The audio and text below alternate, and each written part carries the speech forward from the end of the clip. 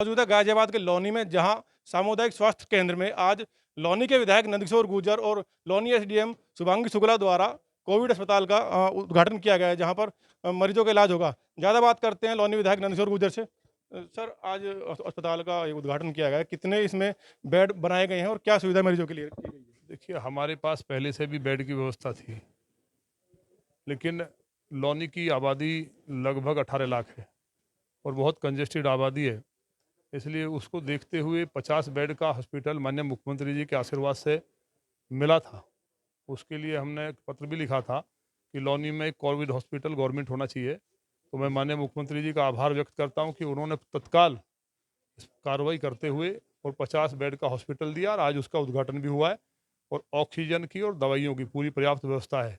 सबसे बड़ी बात यह है, हम लोग नगर पालिका हो या देहात हो, पूरी किट जो है मेडिकल की घर घर पहुंचाने का काम कर रहे हैं।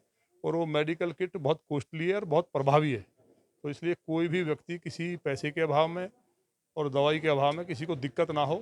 और मैं बधाई देना चाहता हूँ प्रशासन को कि उन्होंने लगातार यहाँ सफाई हो, सैनिटाइजेशन हो, अवेयरनेस हो और लौनी के लोगों ने सोशल डिस्टेंसिंग का जिस ढंग से पालन किया, फोर्स नहीं थी, चुना हुआ था, इन सब के कारण लौनी में कोरोना आज मैं घोषणा कर रहा हूँ कि पूरी तरह समाप्त हो चुका है। लौनी में जो दिल्ली के केस संक्रमित होकर के आए थे, मैंने पहले भी कहा था लास्ट ईयर कि लौनी में कोरोना नहीं है और वो बात प्रमाणित हुई थी।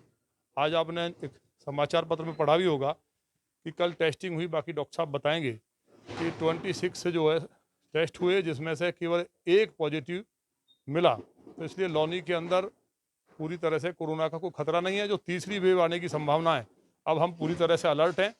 और मैं एसडीएम लौनी को विशेष रूप से इसलिए बधाई देना चाहता हूं कि रात उन्होंने और फ्री में 8 टन ऑक्सीजन मंगवाई है।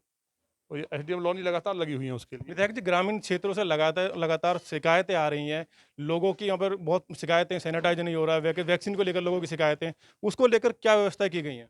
नहीं, शिकायत तो मुझे लगता नहीं किसी की है।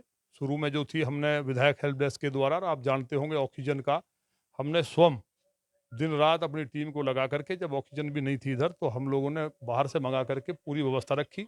अभी भी 2 कॉल ऑक्सीजन के लिए आई, मैंने तुरंत उन्हें उपलब्ध कराई है। हमारी पूरी तरह व्यवस्था है, किट बांटने की पूरी व्यवस्था है। अगर किसी की कोई शिकायत आती है, उस पर तत्काल कार्रवाई हो रही है।